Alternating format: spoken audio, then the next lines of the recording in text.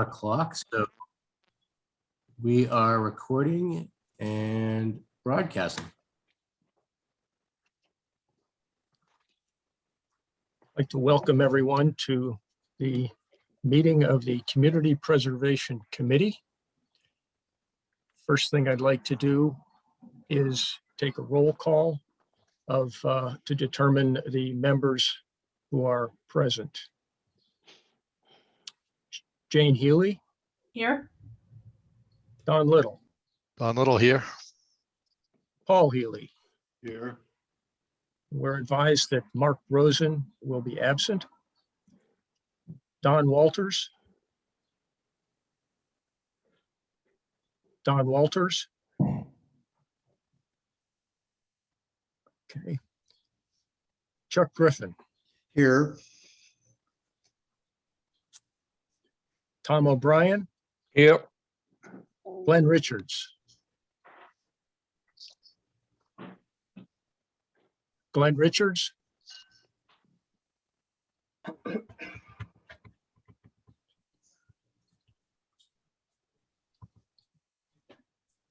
Well, we have 6 present. Yeah, Glenn is with us. Glenn, you might need to unmute. Yep, I'm just gonna set up take you off speaker here. Okay. Hang on. Thanks, Glenn. Okay, so we're all set. So we know Mark won't be with us, and Don may be joining us later. I don't know.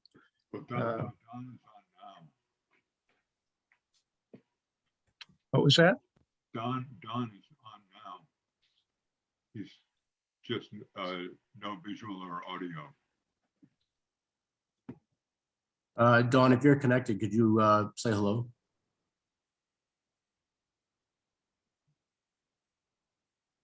Dawn appears to be here, but maybe he's still connecting his mic. Okay. Well, we'll find out the first vote, I guess. Good.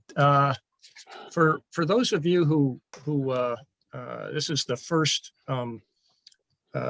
deliberation meeting that you've attended and had a vote in, I'd just like to review quickly the process that we go through, and then we'll hit it all later. I want to summarize. We're going to be working off that printed worksheet that has the applications listed and various empty columns for various rounds, where often we have to go through multiple rounds and move money around in order to get a consensus of majority of the committee on not only the recommended applications, but also the amounts to be recommended for each. After that, we will look at the budget, the proposed budget that we have, and determine what the majority of the committee thinks is a safe holdback, since we don't like all the money that we are expected to have available go out the door with recommendations when there could be something that comes up that shortens that amount. So we have traditionally put aside a little savings account, which often is a lot more savings than we need, and it gets rolled forward to the next year, but it keeps everybody feeling confident.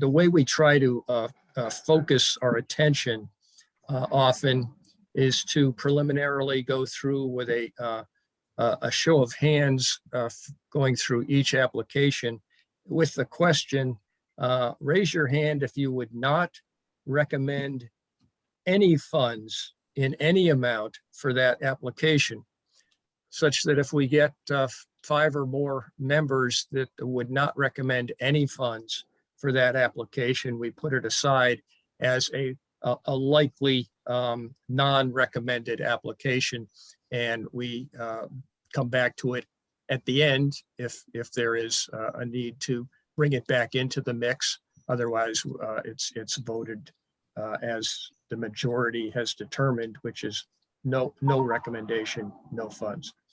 And the manner in which we go through to get to yes it is often magical, but it always works. And it should be very pleasant this year, since for the first time I can remember, there are available funds in excess of requests. And generally, we're looking at requests that are 150 to 200% of available funds. Okay.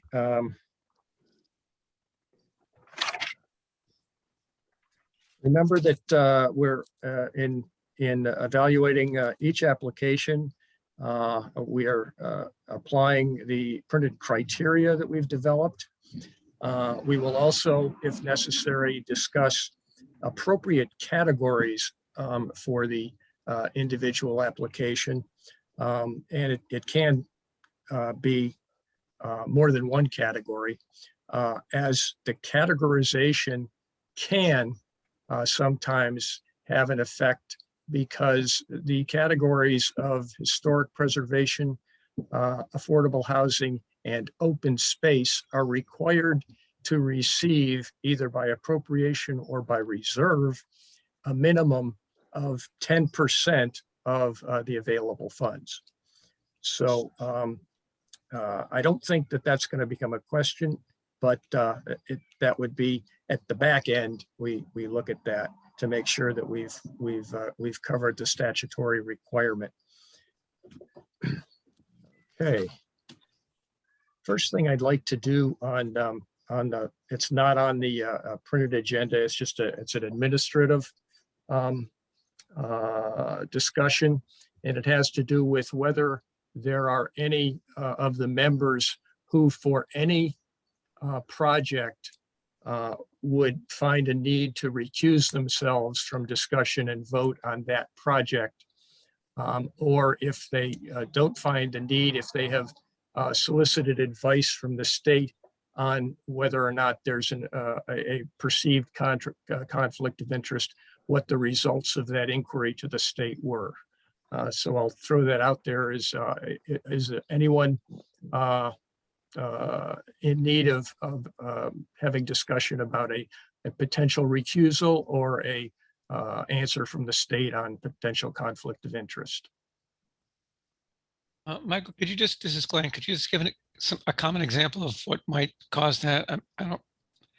Well, if an individual member of the committee has a personal financial interest that could be affected by the grant or non-grant of a requested amount of money.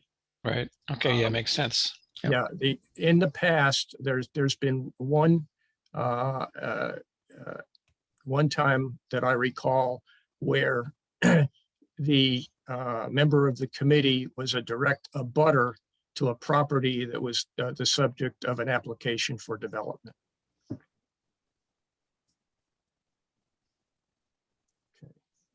Thanks. Okay. It is this is Don Little. Yes, Don. Yeah, I'm a direct abutter to the YW at Hillside, so I'll probably recuse myself for that vote. Okay. Anyone else? Okay, thank you. We can move on from there. Chair, just that I just wanted to note, I think Don Walters is with us. Don, I think if you press *6, you could unmute and say hello. Hi, this is Don Walters. Hi, Don. Hi, Don. Welcome. Hi. Not sure why I had technical difficulties. My apologies. So I'm on my phone. As soon as I Okay. get in on the computer. Okay. Good. All right. There has been in your packet circulated a update from a joint update from the Parks Commission and the Parks Department having to do with the Parks Department application. It's a single-page letter dated May 18, where they request that the requested scope of that project, that having to do with the, what's the name? What are we calling that one? Let's see. That's the Bartlett Mall Frog Pond Frog improvement. Pond improvements as opposed to the restoration of the Swan fountain. The request is that the scope be enlarged, or shall we say made more flexible, such that if it is determined as this project evolves that more design engineering work is needed in order to flesh out exactly how that the work is going to fit in with the overall park improvement plan there, that any recommended amount be allowed to be used for this design engineering work, should it be found to be needed, and with any balance then being applied to the actual work that is determined to be done. Mike, I would also note that we have Lise Reed, the Parks Director, has raised her hand. Okay. And as I understand it, the concept of this is that obviously the Frog Pond improvements are part and parcel of a larger design and plan for that whole Bartlett Mall area, and that the specific engineering on how to clean the water and on what design of the curbing, the hard curbing would be on the pond edge, can change as they continue to develop design ideas and consult additional design engineers. If I'm wrong, perhaps either Chuck or Lise could correct me. Oh, that's the case. We don't have the final engineering report back. They're looking at various alternatives. So we need flexibility to move the money internally from one aspect of it to another aspect of it. Yeah, that would be nice to have that flexibility. And secondly, I just wanted to speak up. I know that you know, Mr. Chairman, but I live next to the Bartlett Mall, but I've submitted the documents and received the approval confirmation from the mayor that I'm legit to discuss the Bartlett Mall. Okay. Thank you. I had a question. Is there any clue as to how much this extra engineering or design, how much that might run to? Is there, well, I guess the question is, what if that engineering comes back and it makes the rest of the work of the Frog Pond improvements cost prohibitive? I can't hear. Given a clear. I can actually speak to that as well. Okay. I'm having a hard time hearing you, Paul. Oh, If you're looking directly at where it looks like your camera is, you come in a little bit clearer. But if you move okay. away at all, I think it's harder to hear. okay. Is this better? That is a little better for me. I don't know about other folks. Okay. Thank you. I'm happy to speak to that question if the committee would like. Okay, I can as well, Lise, either one. Lise, you spoke first, so you go ahead. Well, at this point, we have not solicited proposals for the design, it is likely that any further design engineering would come in well below our request.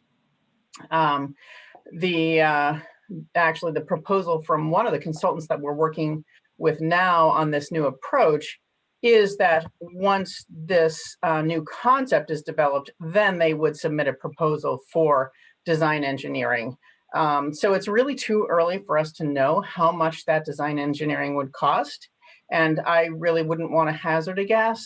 But again, I'm confident in saying that it would be well below the amount that we have requested, and that any balance remaining could still be well utilized toward either the drilling of the well, the bathymetric survey certainly, and purchasing of granite, which all so far are pretty well working into the approach that is being developed.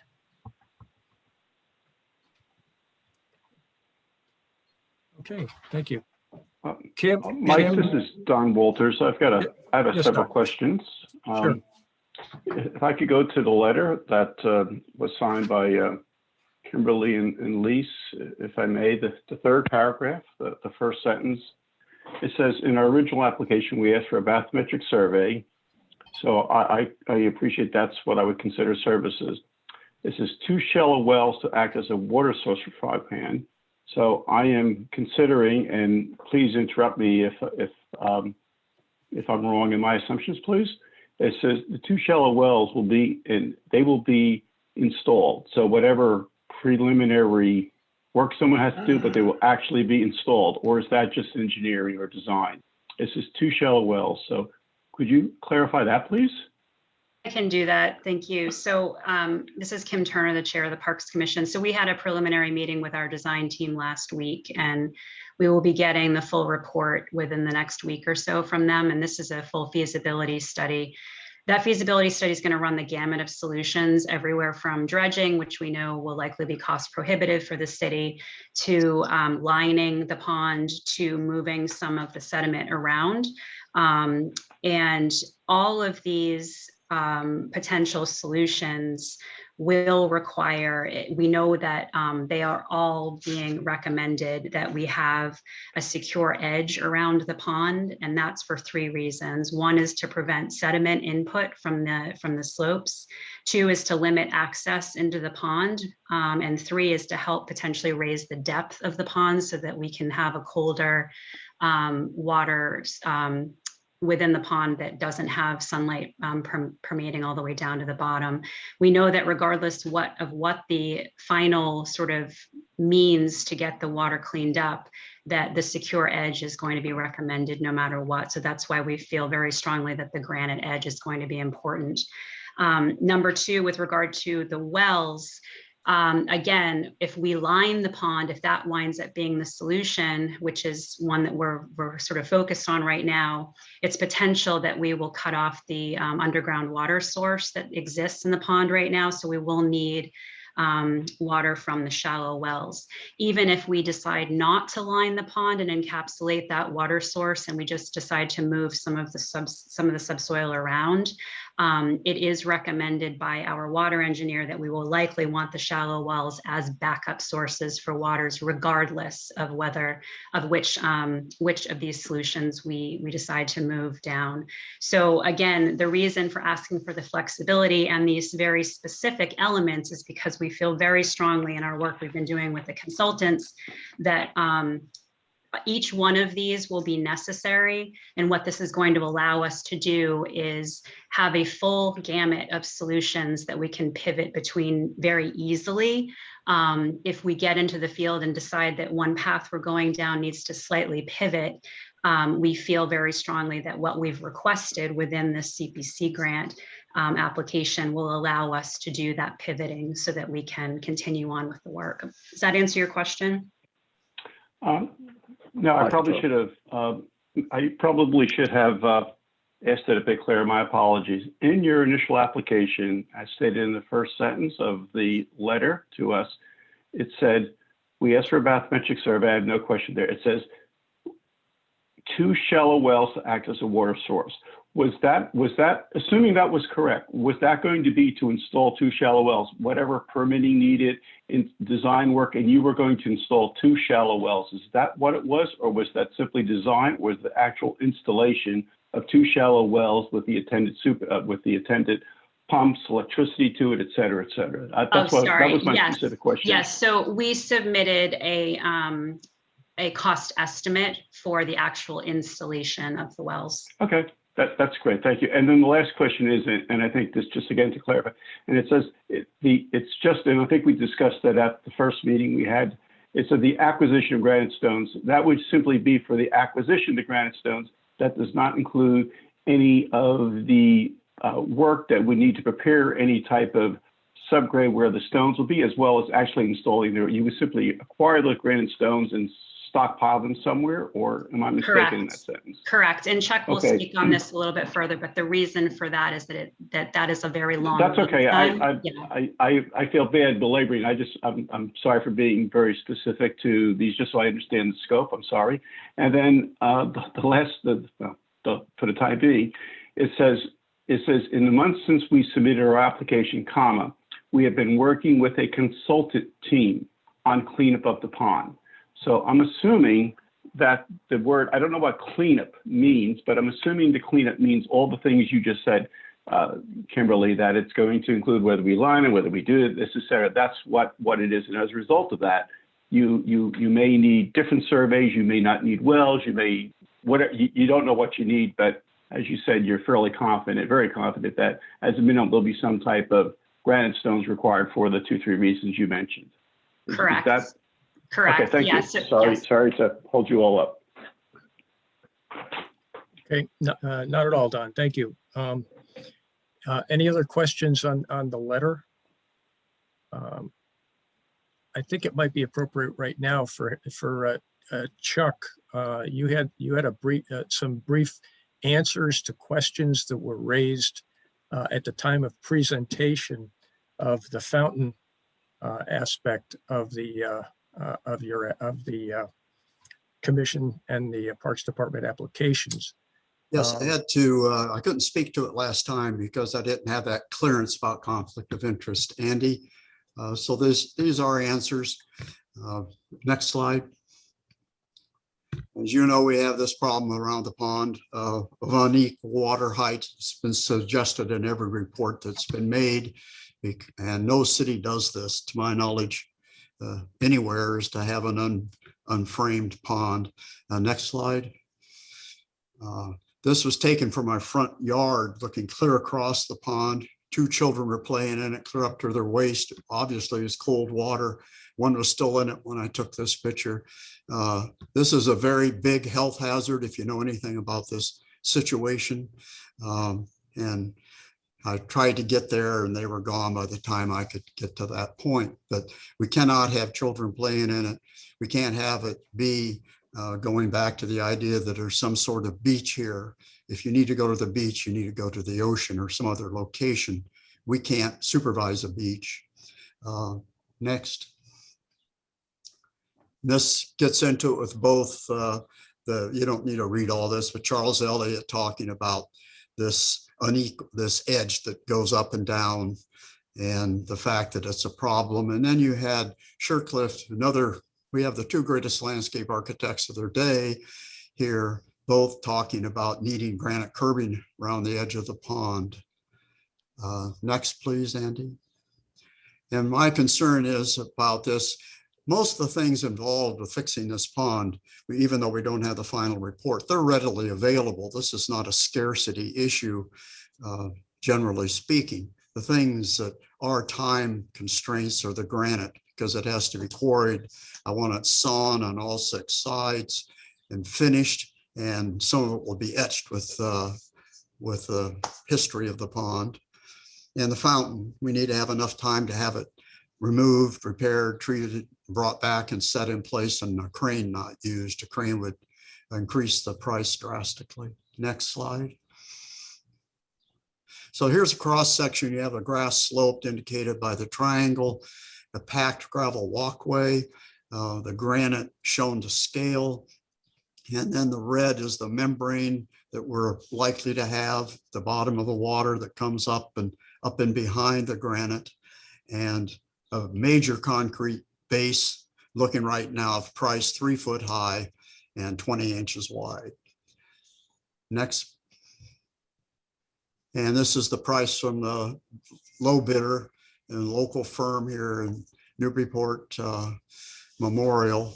And these are the prices all updated. This company, which is Rock of Ages, but the quarries and just over the border in Canada, raised their price on May 1st. So these sizes are accurate.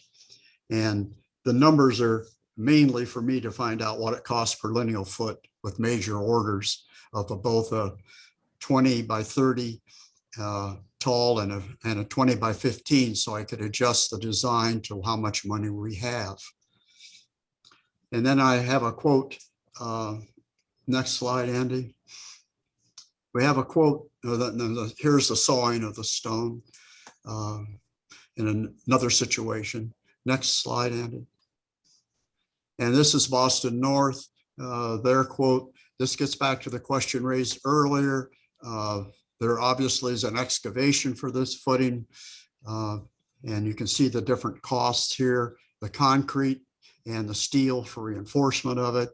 The pump, we're going to have to pump the concrete, rebar, etc., labor and equipment to set it. And then they're going to set the stones and put the membrane in place and set the stones level to a laser. The crucial thing in all of this is that none of this can be allowed to move.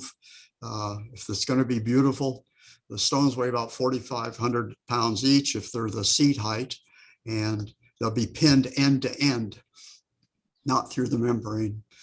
And so I think it'd be quite a remarkable situation, but that costs us $200,000 to go clear around. It's 1,200 lineal feet currently to go around the pond. Next. And there's an example. I did this just working up an idea of the corporate memory. It keeps being forgotten about Frog Pond, about how important it is. So my idea is to put it on the top of the blocks. This is to scale if the blocks are 6 foot long, 20 inches wide. And you could have a story here about bullfinch and imagery and that sort of thing. So this way the corporate memory would be the seat itself. And we could also incorporate, if we choose to, some lighting around the pond at the walkway level with this concept. Next, please.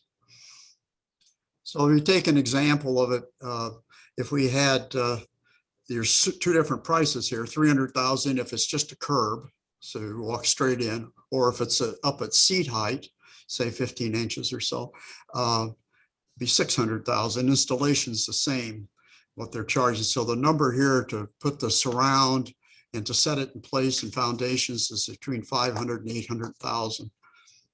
So if we look at some incomes we might get here, if we had a fundraiser and could get a couple grand for 200 blocks, we could probably raise the amount of money to have 44% of it could be raised to seat height. It's just an example. I don't mean anything more than just looking at it, but it's by far the single major expense to fix. I mean, we think so far it's the single highest expense to fix, well, the whole Bartlett now, but Frog Pond in particular. Next.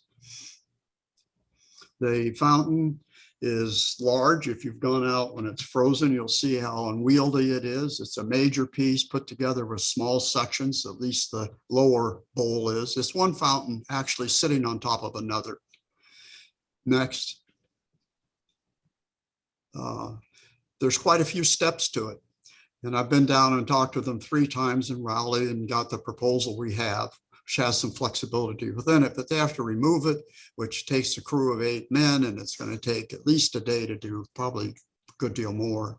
And then there's going to be broken parts. They're going to need to braze those fittings, which frequently happens with these old fountains, and then clean off the foreign material. It has a very elaborate finish, which ends up having urethane in it, and it encapsulates the steel. So this is just gray iron. This is trying to turn into powder, and this prevents that. The Navy uses this in their best locations where they need it.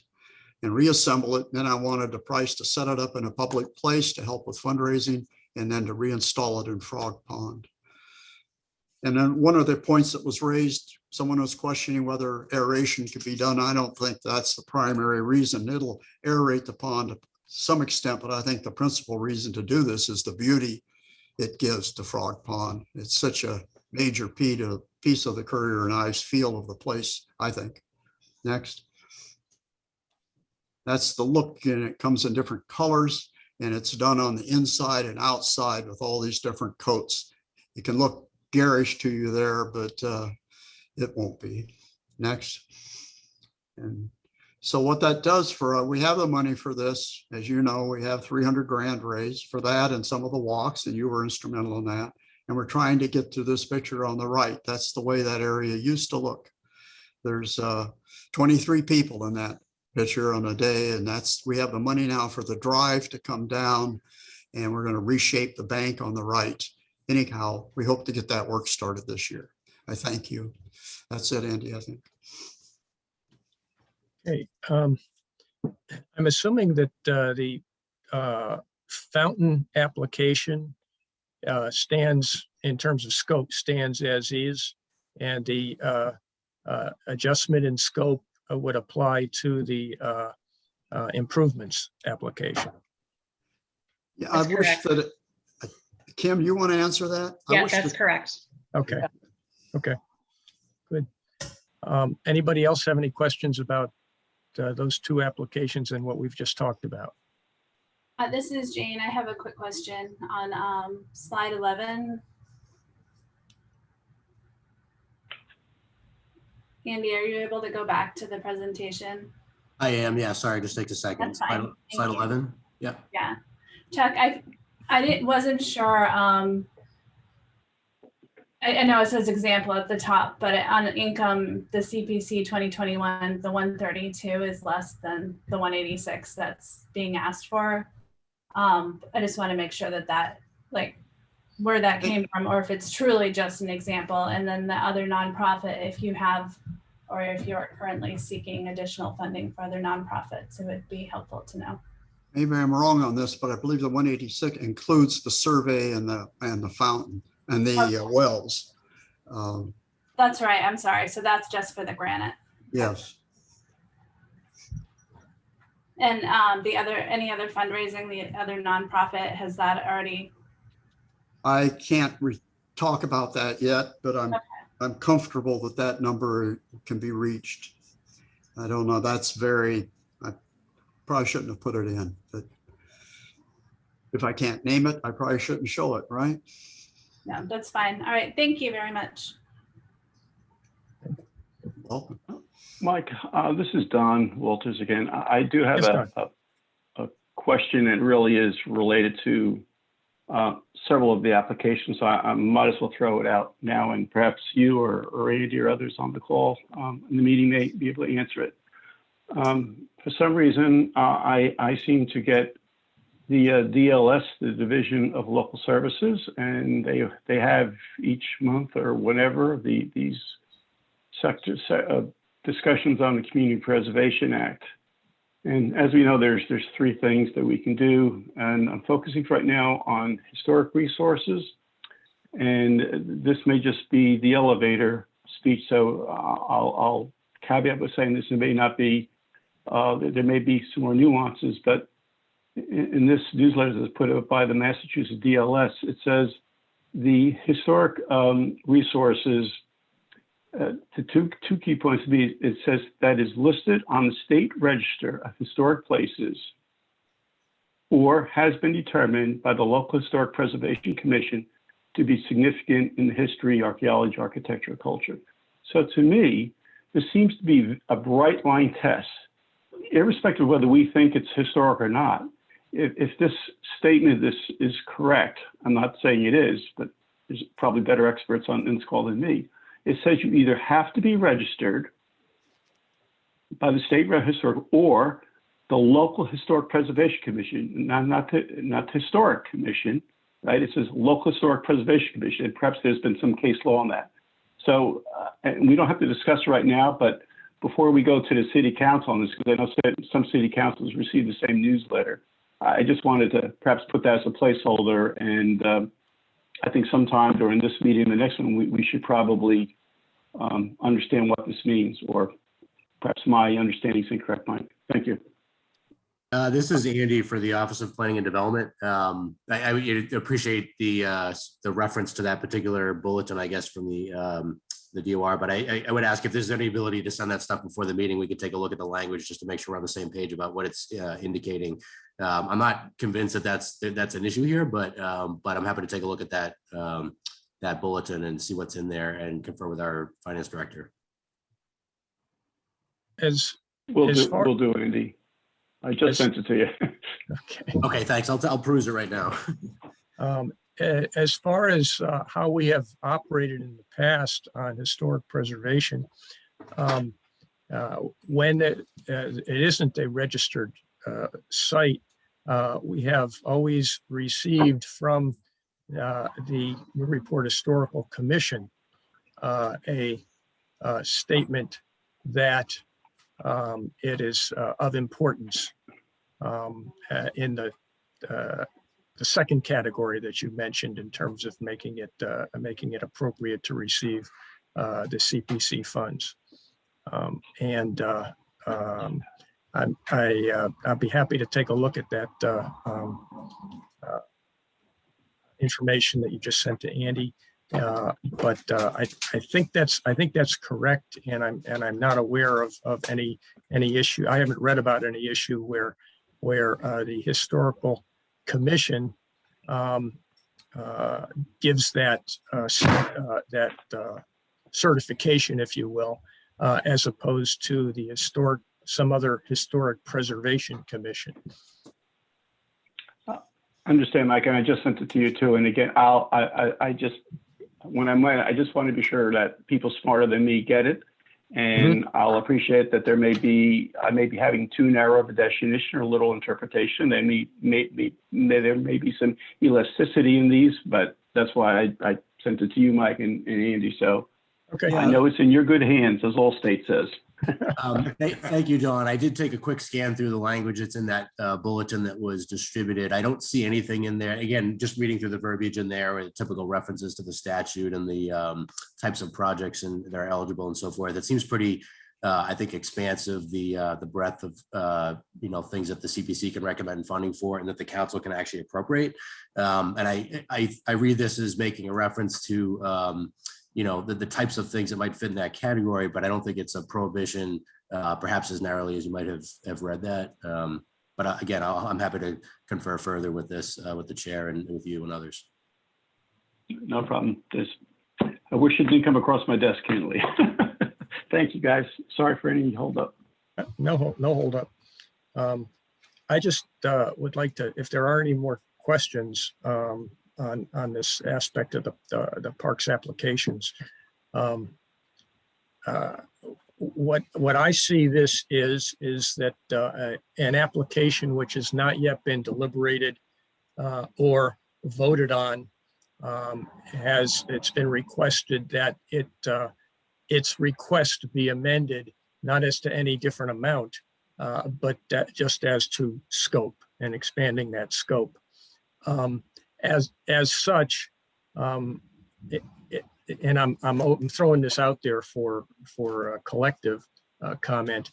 I believe that we just can accept without vote that this is what the applicant wants, and vote yes or no. That's on the application with that amended scope in it. We deem it to be the application to include this letter. If folks feel different and would like to discuss and vote on accepting the letter, I'd love to hear that, and I'm open to it. Anybody?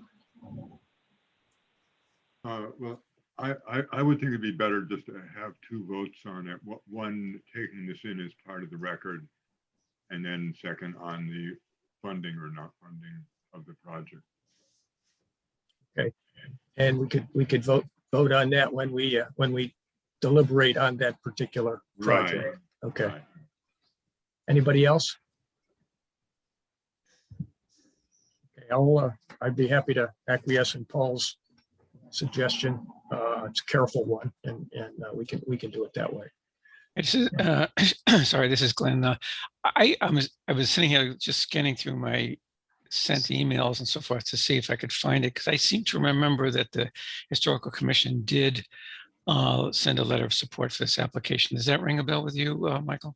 It does. Yes. Okay. Yeah. Yeah, I believe with all of the applications relative to the historic preservation on this docket that we have those acknowledgements and letters of support. So, yeah. Okay. Good. Then, Michael, yes. I believe all the ones that I'm familiar with here are on the National Register. I believe. I know Bartlett Mall and I think courthouse. that's probably true as And well. I think the Cushing House is definitely Definitely the Cushing Huston's house. house. I think Yeah, they're all listed in one way or another. Right.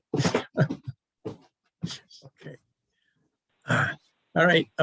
Let's move on to talk about the budget that we have to work with, and you've seen the breakdown of the components, and that it is in fact pleasantly more than the draft budget we were looking at two meetings ago. And the reason for that is they've got some actual numbers in there, and the big increase is that the state has predicted we end up with a 32% match as opposed to a 12 to 17% match, which is what we were looking at before. And so that we can have some confidence in that, and if the past is any indication, the activity in the registry of deeds between now and when it's actually dispersed to the cities and towns, it would be north of that amount in the match. So what we have, I also clarified before the meeting, I don't know if everybody was here or not, if anybody's wondering, where it says that there's money that's already spoken for in available funds, and that has to do primarily with the two bonds that are outstanding, the stadium and the Cherry Hill bonds, and that those are the actual numbers that will need to be spent on retiring principal and interest for those bonds from the fund going forward for this next cycle. The question that I clarified was that some of you may be aware that the Fuller Field, which we approved bonding for or recommended bonding for a couple cycles back, has worked its way through approval at the city council, but none of that bond will not yet go out on the street, and there would not be any payments required from our funds for this cycle here that we're determining. We'll probably see it next year. Okay, so basically what we've got in total available funds is 1.2686. And there's an annotation here that there is an existing reserve account, which is the open space reserves, presently at 629,965. So looking at that 2.268, the suggestion that I've always felt comfortable with is that we agree on a savings. We set aside some percentage of that to not appropriate, so that we know that it's there if if we have somehow overshot the mark and the money that we actually get is less than what what I think are good numbers, but they're estimated numbers are on our budget. In the past, we have done anywhere from 4 to 10%.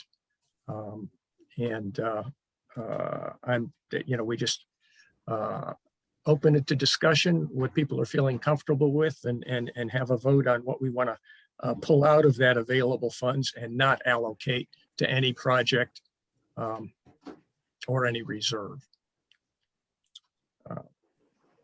Paul, you always have a good idea on this. I would say 50,000. 50? Okay.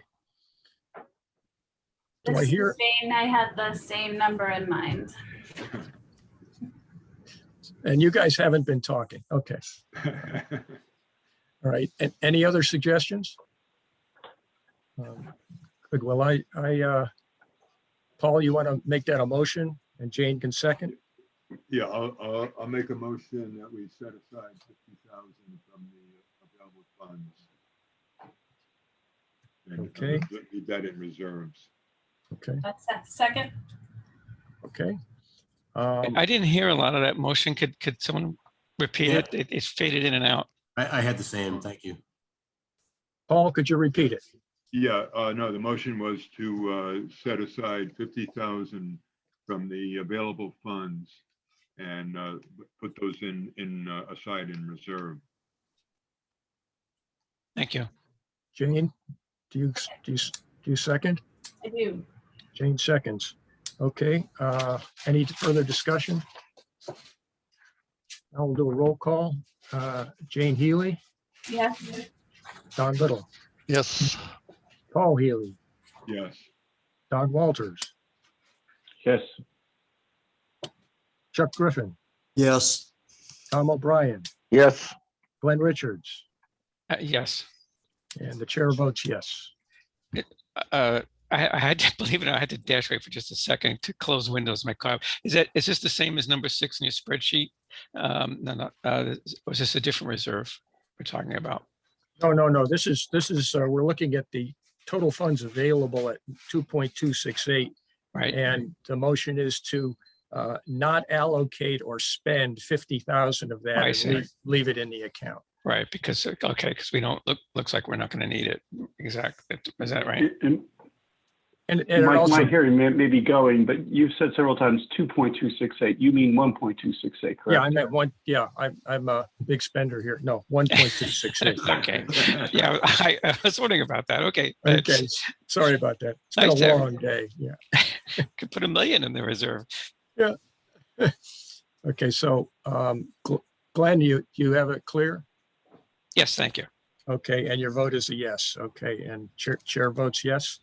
So the available funds we're working with would be down to 1.218. Is that correct? Yeah. Okay. Isn't that nice that it fits into the amount requested? Okay. And how coincidental. How coincidental is that? Okay. All right. Okay. Deliberations on the applications. I think rather than talk about total dockets and rounds 1, 2, and 3, it may be appropriate. And again, we're just talking about how we're going to handle this administratively and procedurally going through. And happy for ideas. But we could start at the top and just discuss and vote on each application, with the proviso that I'm first going to go through and ask if anybody will raise their hand on each one to indicate that they would not recommend it in any amount. Should we proceed that way? Okay. Okay. So I think we can go with show of hands because this is informal, just for purposes of obtaining a focus. I'm going to go through the list just as it's on the agenda.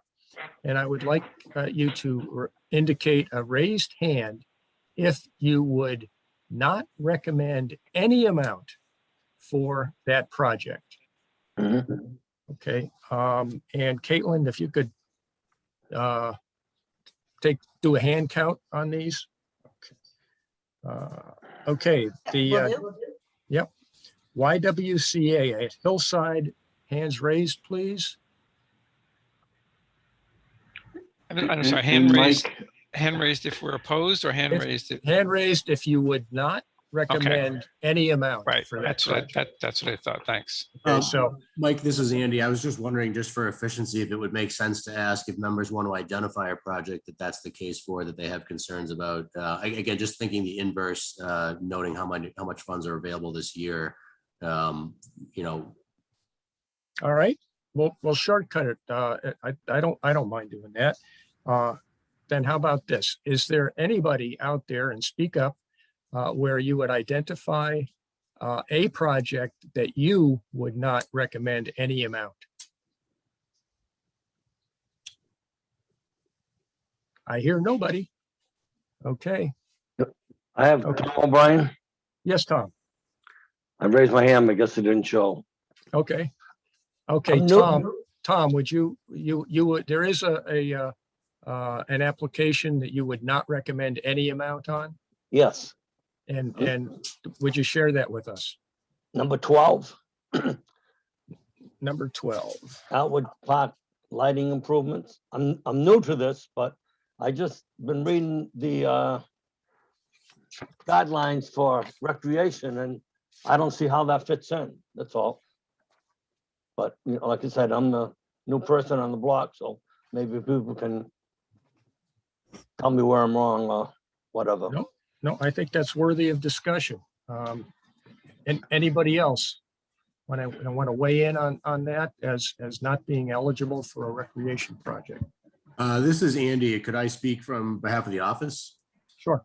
I'll leave it to committee members about the sort of policy decision there, but I think in terms of if the request here is for infrastructure improvements of any type that might support recreation or help folks who are doing recreation in that location, I think that would classify within the eligible category. But again, I would defer to the description of the applicant and the committee members' discussion. What recreation will they be doing with increased lighting? Just sitting in benches? I assume that that's a broader definition of recreation per se, meaning, you know, walking and so forth, but Very broad. I would defer to the Parks Department, but I just wanted to note that I think that the eligibility for the type of improvements for as far as the physical work could be broad depending on what is served, which is a valid question you asked. So I guess maybe the Parks folks could speak to that. Thank you. Yeah, and this is Glenn. I mean, I can easily see that. I mean, I don't know if we're deliberating this particular award now or not, but if people are either fearful of going in when it's dark or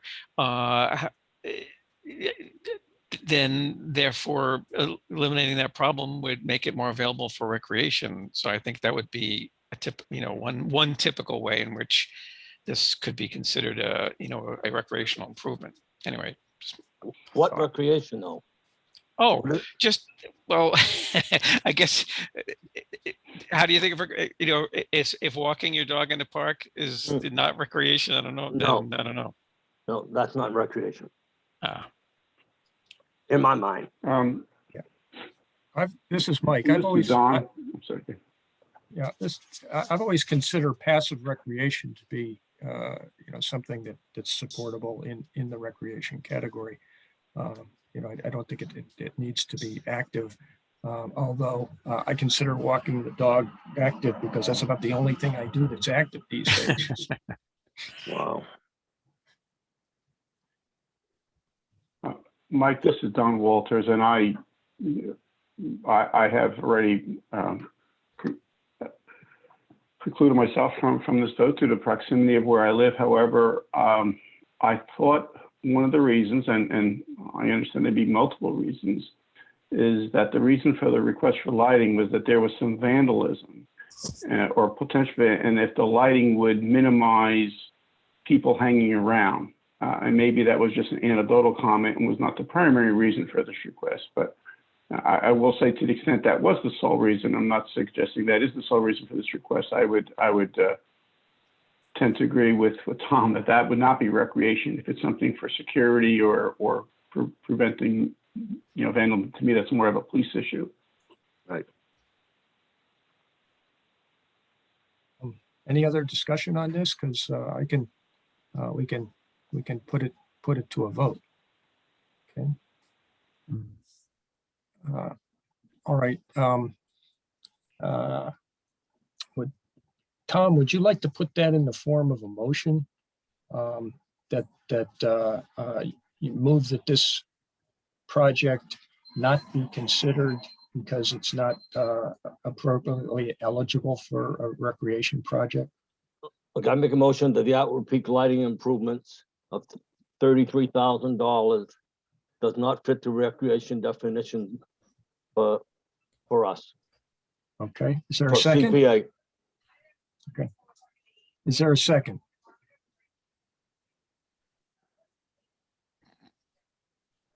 Is there a second?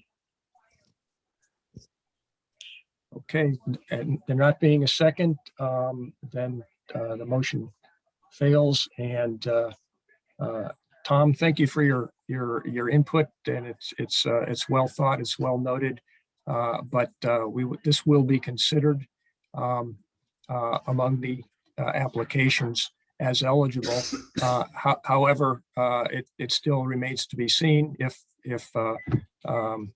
at the end of the day it gets moved. It gets approved for recommendation. Sorry to interrupt, Mike, this is Glenn again. Since I Yes, Glenn. spoke up sort of sounding in favor of it, I think, there is, it's a valid point too, saying that, hey, if this is like about security, would this not be more appropriately some general, some other, come out of some other city fund? And I wonder if, what was that? General funds should come out of general funds. General funds. I wonder if any effort has been made to get it from that source. I'm gonna go try to open that application out to see exactly what it says. My concern would be if we approve this, I would then go to the Parks Department and tell them to put one up at Atkinson Common, because I want to go for a walk at night. Mm-hmm. And you can't because it's too dark and there's a lot of business going on, a lot of strange animals. So I think we'll just see a lot of that. But hey, like I said, I'm new on the block, so maybe I'm out of sight or whatever. But thank you. Okay. Anybody else? I would like to speak to it just briefly. Yes, Joe. I think of the applications under parks, this might be the one that could be attacked or be the least crucial. Right. The difficulty is we have 27 parks and we have almost no staff and very little funding. So the idea of us going to city council and getting these lights is probably nil. But there is an effort, and Lisa and Kim are heading that up, trying to get lighting into the parks so they're used more. So I think if it was a situation where it was this or some of the other items, that I would vote against it, but it's not what you're asking me. So anyhow, I'm just pointing out that the parks is a poor sister. This is Jane. I think that lighting at night does increase usage as a woman anyway, and I know our city is very safe, but I prefer to walk in well-lit areas at night, and I would love to be able to utilize parks more at night. So that's my theory, that it might be a safety issue, but it is also a usage issue. So it's keeping it in.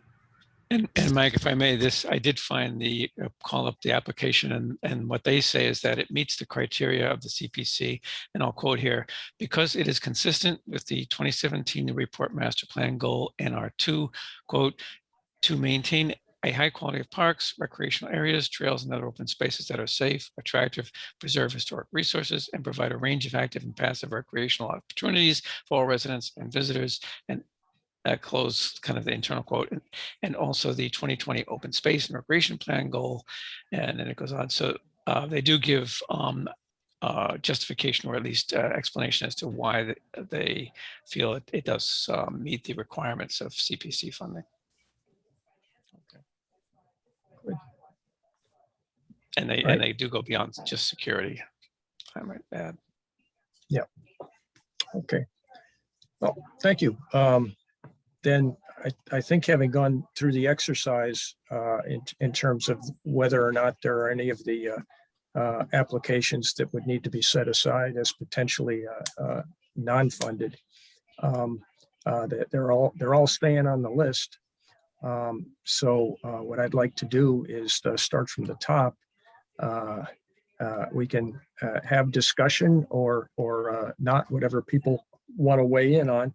But the way we should approach this is a motion to approve in an amount. And if the movement feels that there ought to be an additional particular condition imposed on that application, which is beyond the general conditions in terms of, reporting quarterly and renewing, asking that unspent funds be renewed after 12 months, that those type of general things, and signing the contract with the city if the appropriation is approved by city council. So keep that in mind. If you think that an application needs a particular condition, that would go with the motion as well. So let's start with the YWCA at Hillside. Okay, Don Little, I'll recuse myself for this discussion. Okay, Don, thank you. And that's application requesting $50,000, and it's in the category of affordable housing. And also, if anybody objects to what the category that I have arbitrarily put it in, because I think that's where it belongs, please weigh in. Okay. Is there a motion to recommend this application? So This is moved. Don Walters, also move. Okay. And a second? Chuck Griffin, Okay. And in what amount? 50,000. I agree. Okay, $50,000. Okay, is there any discussion? No discussion. Okay. Let's do a roll call. Jane Healy, Yes. Don Little. Abstained. Don's Oh, I'm sorry. Don abstained. Sorry about that. Paul Healy, Yes. Mark's not here. Don Walters, Yes. Chuck Griffin, Yes, Tom O'Brien, Yes. Glenn Richards. Yes. The chair votes yes. Right. Okay. Next application by the Affordable Housing Trust, the Newburyport Rental Assistance. Requested amount $200,000 in the category of affordable housing. Is there a motion? I'll make a motion that we support it for $200,000. I'll second. Okay, any discussion? Nope. Okay, roll call. Jane Healy, Yes. Don Little, Yes. Paul Healy, Yes. Don Walters, Yes. Chuck Griffin, Yes, Tom O'Brien, Yes. Glenn Richards. Yes. Chair votes yes. Next item, Cushing House Landscape application by the Historical Society of Old Newbury. Did you skip over the? I'm sorry, item house? missed one. Got my reading glasses on here. Custom House Door Restoration by the Newburyport Maritime Society, Inc., requesting $43,832 for historical preservation. Is there a motion? I'll make the motion that we fund it to the full 43,832. No, I'll second that. Okay, any discussion? Roll call. Jane Healy, Yes. Don Little, Yes. Paul Healy, Yes. Don Walters, Yes. Chuck Griffin, Yes. Tom O'Brien, Yes. Glenn Richards. Yes. Mike Doucette says yes. Okay.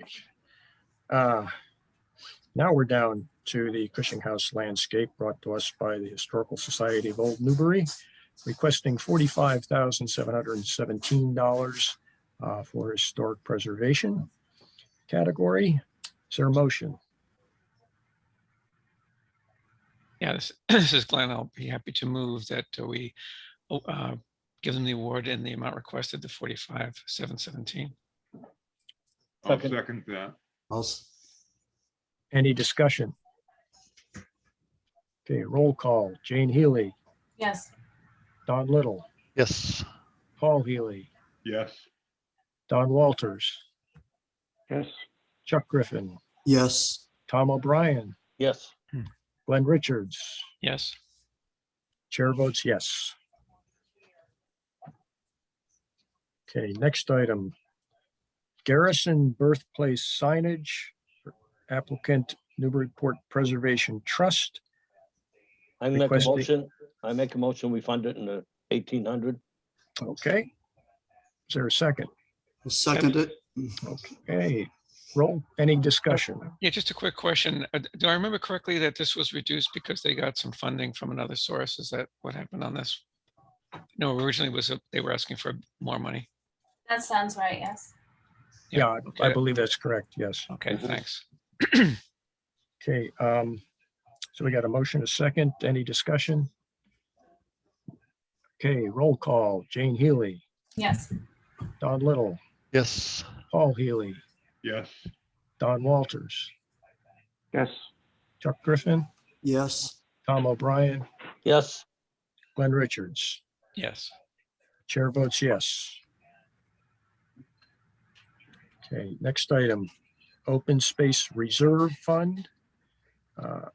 From the Open Space Committee, requesting that $100,000 be placed in the Open Space Reserve account.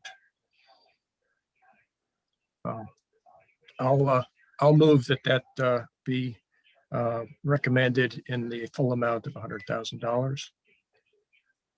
I'll second. Any discussion? This is Don. I guess with respect to you, Mike, as being responsible for open space, in your mind, do we ever approach a limit?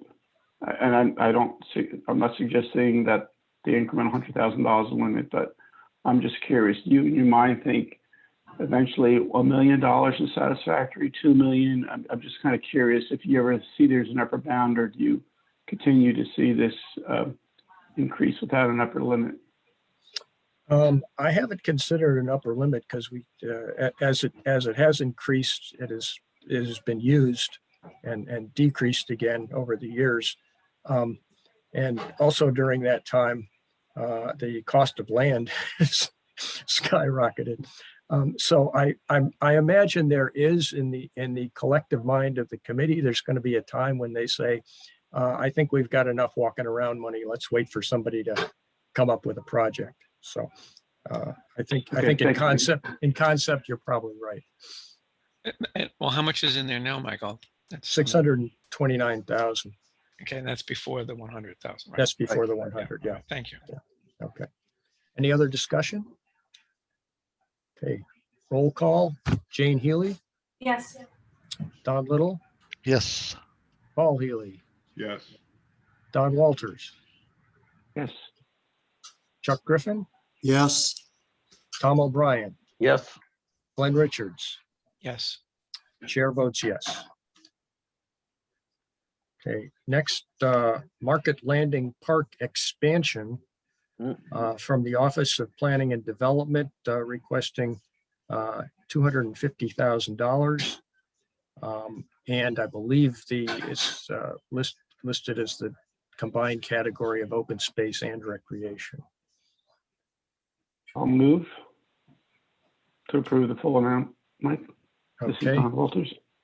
okay, Don. Second, I'll second it. Okay, any discussion? Okay, roll call, Jane Healy, Yes. Don Little, Yes, Paul Healy, Yes, Don Walters, Yes, Chuck Griffin, Yes, Tom O'Brien, Yes, Glenn Richards. Yes. Chair votes yes. Okay. Next, we have the Lower Atkinson Master Plan Amendment. Application by the Parks Department requesting $3,850 in the category of recreation. I make the motion that we fund it in the full amount. I'll second that. Any discussion? Roll call, Jane Healy, Yes. Don Little, yes, Paul Healy, yes, Don Walters, yes, Chuck Griffin, yes, Tom O'Brien, Yes, Glenn Richards. Yes. Chair votes yes. Next, we have Bartlett Mall Frog Pond improvements. I think we need to first, let me try this. In considering this application, I move that the scope of the project be amended as set forth in the letter received by the committee and discussed earlier in this meeting, to include any additional design and engineering expenses. Is there a second? second. second, Don. Okay, any further discussion? Yeah, just a question. This is Glenning. During that discussion we had earlier about the need for flexibility in the funds, I understand that. The one thing I wasn't clear on was if the engineering, that piece that was kind of indeterminate, needs to be spent for the additional, I think it was engineering reports, whatever. What kind of an impact does that have on the other aspects? In other words, would that therefore mean that some of the other things like the shallow wells and the granite or whatever could either not be done or not be done completely? Or I wasn't quite clear on how that flexibility would actually might impact the plans that were the original plans. I think it would result in the applicant having to seek other sources of funding, or should the project go over and into another cycle, request additional funds for the additional expense. Okay. All right, thanks, Mike. Okay. Any other discussion? Okay, roll call on the amendment to the scope of this project. Jane Healy, Yes. Don Little, yes, Paul Healy, yes, Don Walters, Yes, Chuck Griffin, yes, Tom O'Brien. Tom? Did we lose Tom O'Brien? Yes, Oh, there you are. We didn't lose you. You're voting yes. Okay. Glenn Richard. Yes. Okay, chair votes yes. Okay, on the application itself, is there a motion to recommend and in what amount? Anybody want to recommend this? The Swan. Yeah, we're still on Bartlett Mall Frog Pond improvements. right. Okay, I thought we just voted that yes. no, we just voted the Amendment. scope. Scope. So now we're voting on the application with the expanded scope. I make the motion that we fund it 100%. Okay, Second, Ms. Jane. okay, any discussion? Okay, roll call, Jane Healy, Yes. Don Little, yes, Paul Healy, yes, Don Walters, yes, Chuck Griffin, yes, Tom O'Brien, Yes, Glenn Richards. Yes, I think I'm confused because it doesn't seem like that there's just one line item. So I'm confused as to why they're two separate votes. Well, there was a vote to accept the request to enlarge the scope of this project. Oh, I'm sorry. Yes, okay. That was vote number one. Right, This, got it, this is, got it. this is to recommend the project at the Yep. full amount. Yep, got it. Sorry. Okay. Yes, I can vote yes. Okay, chair votes yes. Okay, next we have the restoration of the Swan Fountain at the Bartlett Mall by the Parks Department and Commission at the amount of $126,000. Is there a motion? I move that we recommend the full amount, 126,000 for that project. Yeah. This is Glenn. I'll second it. Okay. Any discussion? Yeah, Mike, this is Don. You mentioned earlier about perhaps providing some conditions or condition. The one question or condition that I would feel a bit more comfortable with is the following concern and how that concern might be addressed with respect to a specific delivery item by the consultant to address this. And that is, as Chuck clearly said earlier, we're going to encapsulate this with this material, whatever. And as we all know, iron will rust due to oxidation. And I appreciate that encapsulating it. And I guess, Chuck, it was clear to me, are we encapsulating both the inside and the outside or of Yes. where the water path is going? Yes, it's cleaned inside and that's out what- and encapsulated inside and out. Right. So the only question I have with respect to that, and admittedly, my metallurgy is quite old since I was in school. My concern, if there was any residual oxygen level in the actual iron, once you encapsulate it, that incremental oxygen level is possible that it could create rust and in turn provide some delamination. That may not be the case, anyone, but it sure would be nice for an expert to confirm once we encapsulate it, there's no chance for, and assuming it's properly applied and appropriate surface preparation before you put it on, et cetera, that there will be no delamination for at least, I don't know what the guarantee product is for 20 years, 30 years, or 40 years, but that's my only concern. And I surely will defer to the Parks Commission if they vetted this and they're very confident that's not the case, then no need to put that in.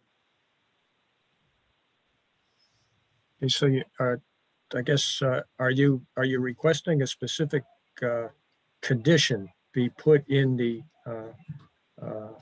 recommendation that we approve the money so long as they get the a guarantee of no consultant. lamination?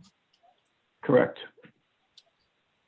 Okay, I would like to consider that as your motion to amend the motion that's before us to approve, and the motion to amend is to include that condition.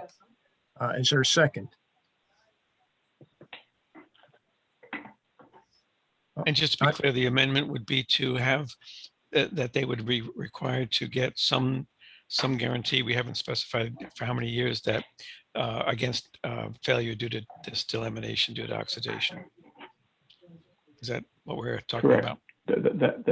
That's correct. Okay, we're back to, is there a second to that motion to amend? Yeah, I'm willing to second it. I wonder if we should be a little more specific as to so that the Parks Department knows, what it is they would need to do to satisfy this, like, written assurance or guarantee of X number of years and what value of X and so on. Okay, with the motion made and seconded to amend by inserting that condition, we'll open that to discussion now. Is there any other discussion? I agree with Glenn. We need to be more specific, it sounds like to me. And I don't know how long, I could look in maybe it's even in the application. I don't know how long this is feasibly able to last. So I wouldn't want to put in an arbitrary number. This is Andy. I would agree that even for the clarity of the appropriation that the city council would be making, I agree with Glenn. We'd want to be specific about if there's a specific deliverable that would have to be provided by the consultant or the person doing the work. But I also agree that you might want to be concerned about putting something that requires protection in perpetuity, because that's not realistic either. Yeah, yeah. So since I made the motion, is it appropriate, we could approve this or put some conditional improvement and ask the parks to come back and do a bit more research and find out what is the current technology with respect to this? My initial reaction would have been, I'm familiar with using inorganic zinc with different primers and epoxy and polyurethane on steel. And I know that's for 30 years, you could get something, but I'll admit I'm not familiar with this type of application, and it sounds like it's a different coating. So it seems to me that the committee here agrees there should be perhaps some type of guarantee, and I think again, I'm just suggesting with the Parks Commission consider going back and just delving into a little bit more, and when they put out that specification, provide some type of a guarantee, a warranty, I should say. I don't recall this specific application contents. Andy, if you could pull that up for us, and whether or not there is the specs are already out there, or whether they just have a ballpark figure from somebody who's willing to do the type of painting that is described in the application. Yeah, I don't know whether Lee's Reed, the Parks Director who's here, could speak to that, but. I am here. As far as I know, we have not discussed any guarantee in terms of delamination. We certainly could do some more research in that respect. Well, may I speak to it just briefly? There's probably 20 some pages of the different processes that are proposed. I really question whether you're going to be able to find anybody that's going to warranty a certain number of years.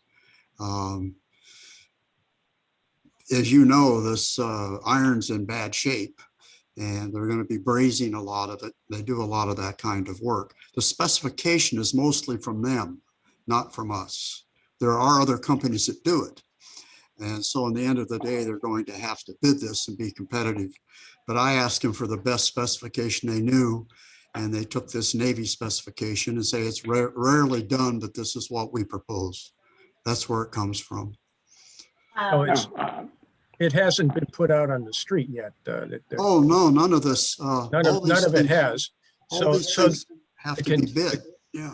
The condition could be, and the reason I say this is I get nervous trying to get in the weeds in something as technical as this, and also requiring something that could, really blow the budget. Somebody will give you a guarantee as long as they make a, big chunk on the front end. It's kind of open to who's the greatest liar at that point, right? Yeah.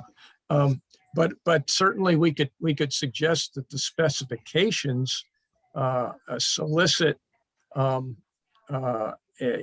information on guarantee for delamination, guarantee against delamination, and leave it at that, and then see what the market brings them. Yeah, I mean, again, I'm happy to withdraw this. Again, I'm looking in your application where it talks about from Cassidy Brothers Forge Incorporated, and it talks about the immersion, the SSPC, surface prep one. I understand all this, commercial blast finishes. My concern, it talks about approved coating fin, doesn't say alternative. I'm sure the Parks Commission will do it. All I'm saying, folks, is what I don't want to see happen in 3-4 years, when this comes in and all of a sudden that's delaminating on the outside. We sometimes see painters do that on that. I just want to be sure that there's appropriate attention to detail and specificity under a performance spec, that we don't see this thing delaminating because it's so visible in the public eye. That's all. Yeah. And yeah, and I agree with you, Mike. I'm not trying to micromanage this at all. I'm surely not in the weeds. It's whatever it is. I just want to be sure that everyone is open with their eyes wide open. That's all. Yeah. Yep. And in all candor with this, we're really looking to the integrity and the history of that company involved.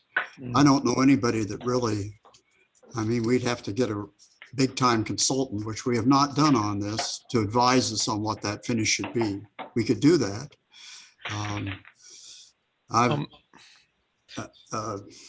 This group, as you probably know, if you know of them, they're a nationwide group that's used by the historic commissions in different locations on valuable properties. Yeah. That's really what I'm going on. And I question whether anybody speaking honestly can put a number of years on it. Yeah, Chuck, this is Glenn again. I'm just looking at their application now, and there is this 7-page document on moisture cure urethane specification, right? So I hear what you're saying. And I think, you're probably right that no one's going to really say, okay, we ironclad guarantee this for X years or whatever, but because there are so many variables, I think maybe I would be satisfied at least with the assurance that this is a pretty detailed and thorough document that says what they're going to do. Just the assurance that, yes, this is, and maybe you already have this, that Cassidy's quote says, here's our quote, and this is the procedure we're going to follow. This one detailed in these 7 pages. And that's likely what the contract is going to say. Yeah, that's the quote. That is a bid based on those guarantees. Yeah. Okay. Glenn, I think that's what we have in front of us. Okay, because that, to me, that, I hadn't really looked this deeply into it, but now that I'm looking through this, I think I personally would feel pretty comfortable that the job is about as good as it's going to get. Yes, Tom, Mike, if I'm allowed to withdraw my motion and move this on, I'm happy to do that. I guess, I don't know, Glenn, whether you have to approve it also, but I'm happy to withdraw my motion. I'd be okay with that. Did you see this 7-page thing? I did. That's what I was reading for when I was talking about the SB1. Okay. I've been looking at that for the last 10 minutes or so. Thanks, Okay. Okay. Don, do you withdraw your motion? I do. Okay. Okay, then, is there any other discussion about the motion to approve this project in the full amount? No other discussion. We'll take a roll call. Jane Healy, Yes. Don Little, Yes. Paul Healy, Yes. Don Walters, Yes. Chuck Griffin, Yes. Tom O'Brien, Yes. Glenn Richards. Yes. Chair votes yes. Okay, next we have the restoration of Knock Middle School tennis courts by the Parks Department and the Friends of Newburyport Tennis, requesting $175,000 in the category of recreation. I make a motion that we fund it in full amount. Second. Okay, any discussion? Okay, roll call. Jane Healy, Yes. Don Little, Yes. Paul Healy, Yes. Don Walters, Yes. Chuck Griffin, Yes. Tom O'Brien, Yes. Glenn Richards. Yes. Chair votes yes. And, Next week. before we move, it was muted before, so I couldn't get this out quickly enough. That's just that since the time we first talked about this, now there was some concern. One of the reasons for this restoration was because the court was not the regulation size, and it occurred to me since then that I had experience with something like that at my college I went to. They made their swimming pool I think they made it 25 yards instead of 25 meters. And as a result, they couldn't set any official records. There was a lot of stuff they couldn't qualify for. And I'd forgotten all about that, but this brought that to mind. So it is it's not a trivial thing. It's a real thing to have things meet the regulations. Anyway, I just wanted to share that little. May I speak to that? Sure. So this is Lisa Reed, Parks Director. The application that we made to the USTA was denied because the court was not regulation size. However, the application we have before you turns the orientation of the court in such a way that it can be made regulation size. Yes, that was my understanding. And actually my understanding, this is Glenn again, that would rotate it 90 degrees and it would make it regulation size, would it not? That's correct. I'm sorry. Yeah. I guess I misunderstood your previous comment. Yeah. Yeah. That is correct. All right, next project is the Atwood Park lighting project by the Parks Department and Parks Commission requesting $33,000. Is there a motion? I'll make a motion to approve the full amount for this project. Second. Any discussion? Mike, I'm recusing myself on this motion. Who's that? Don Walters. Oh, Don, okay. All righty. The only discussion I would have, Mike, is that I did review the application again, and after having done that, I feel that I'm quite comfortable being in favor of it, and that it is a legitimate thing. I mean, it is debatable, shouldn't the city pay for it and so on, but given its location, its popularity, and everything else, you know, I feel quite comfortable supporting it. All right. Any other discussion? I've already said my piece. Okay, Tom. Thank you. Okay, roll call vote. Jane Healy, Yes. Don Little, Yes. Paul Healy, Yes. Don Walters, oh, he is recused. Chuck Griffin, Yes. Tom O'Brien, No, Glenn Richards, Yes. chair votes yes. Okay. So we have voted to recommend a total of $1,215,234, which was still somewhat less than the available that we have. I don't think we need to do anything tonight about that extra $3,000 because it would automatically, since it's not going out the door, would stay in the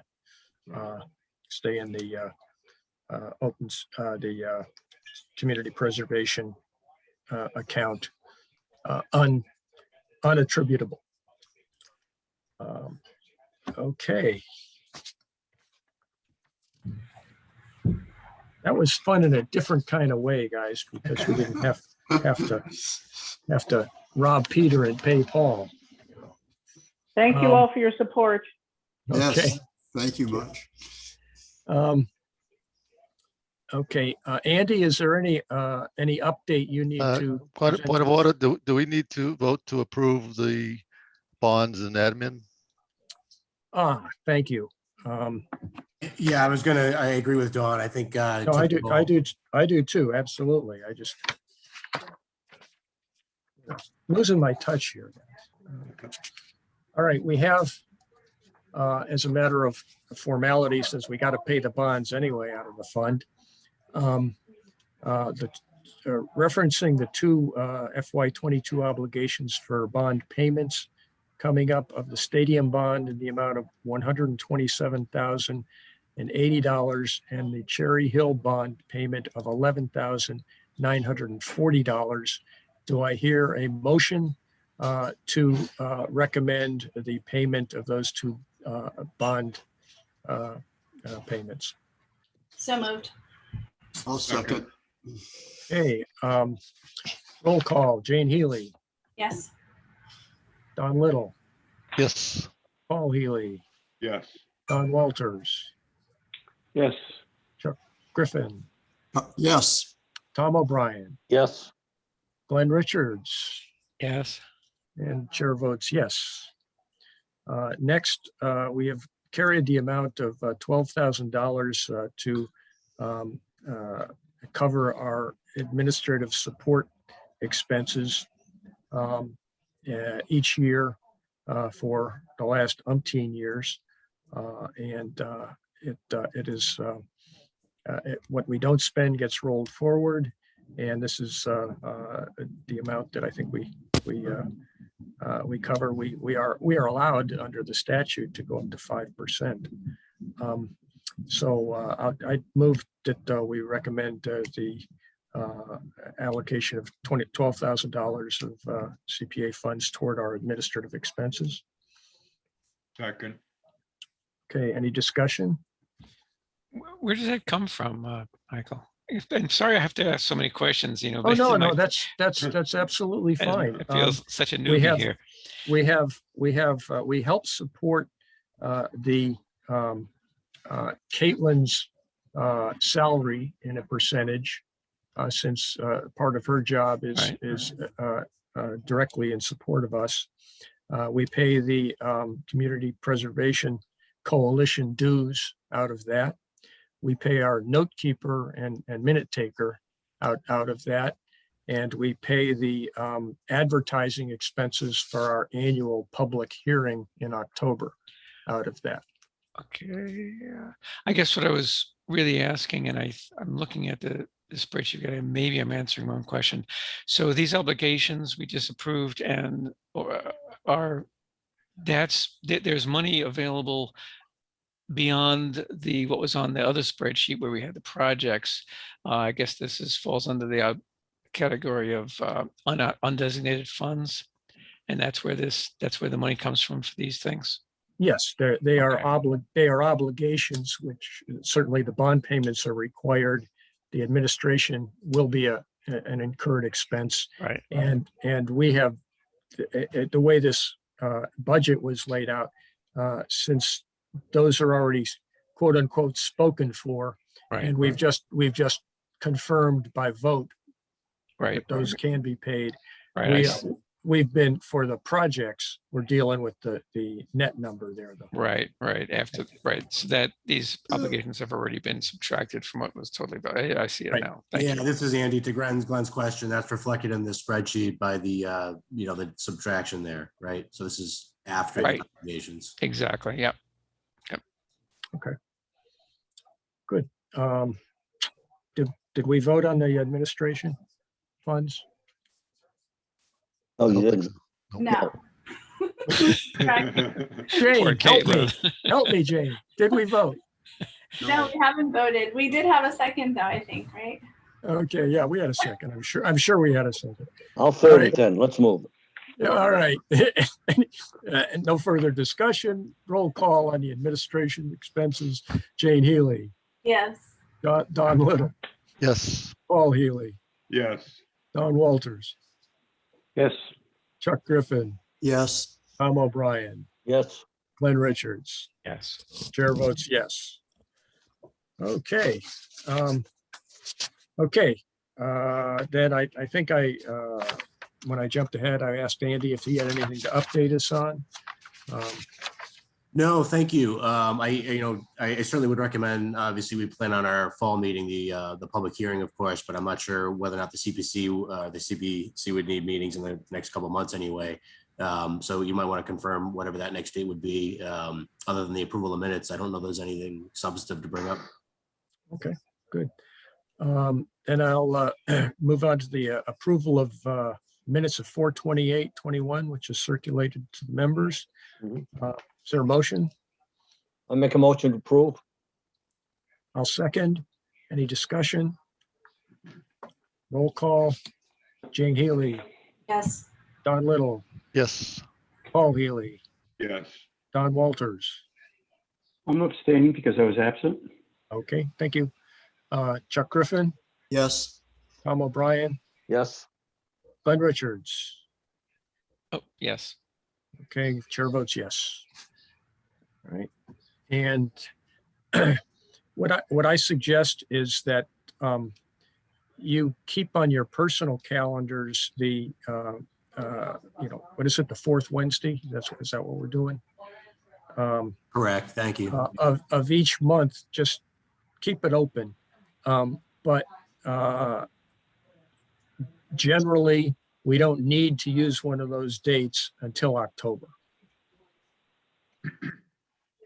You'll also, if you could keep it'd be interesting for you to keep track of the order of our recommendations going to City Hall. And the City Council will send it to committee.